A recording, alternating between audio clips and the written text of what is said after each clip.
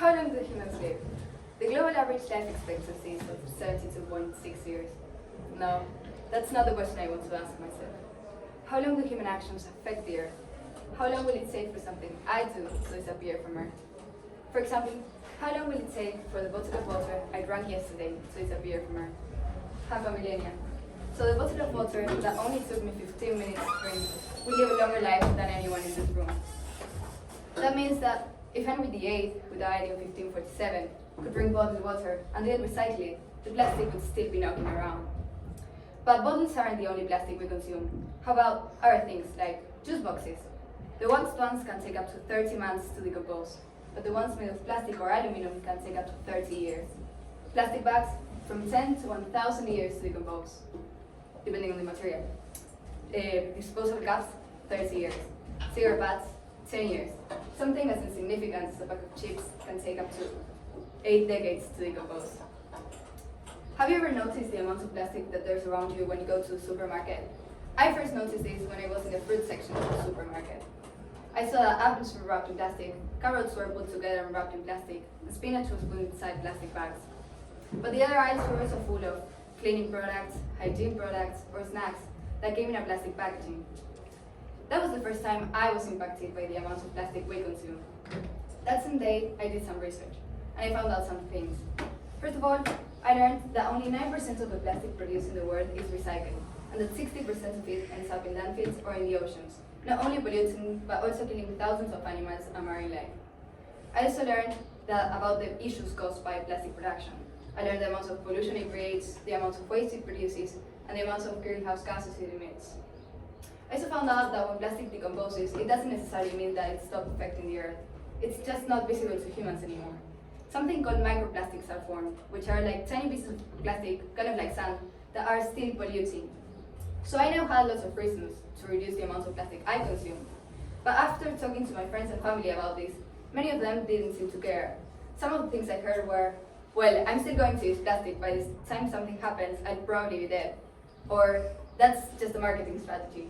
So I realized that many people wouldn't care about the issue unless it affected them right now. So I did some more research, and I found out that plastic has a component called PVC or BPC, that when it enters the body, it mimics a human hormone, estrogen. And the body believes it's a hormone working, but it's actually just PVC or BPC. That's when some of them started to care. Still, many of them didn't believe me. So I started telling them some of the facts that had impacted me the most.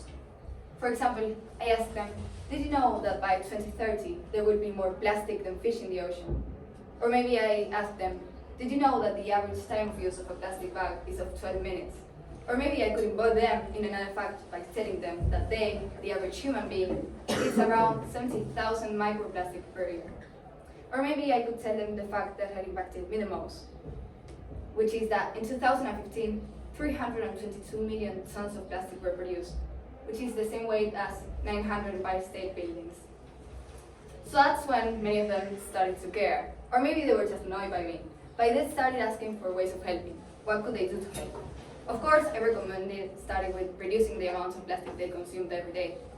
To do this, you can start using fabric tote bags instead of the plastic ones.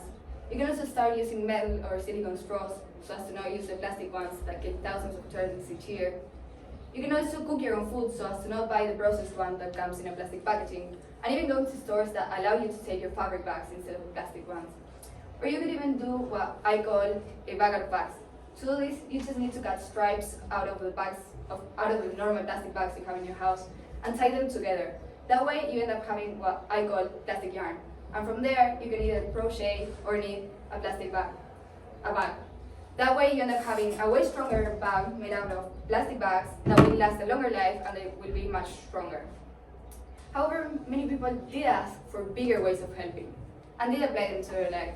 This may imply going to the beaches to collect plastic, making plastic blocks out of plastic bottles filled with plastic, even making their own cleaning products so as to not buy the ones that already come in a plastic packaging.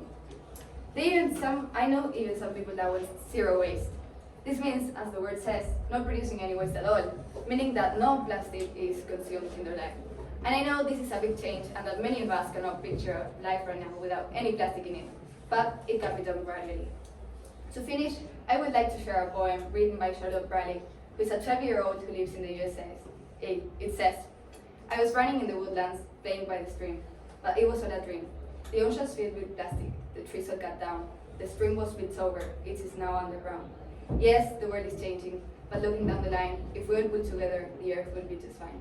Yes, the world is changing, so what are you going to do about it? Thank you.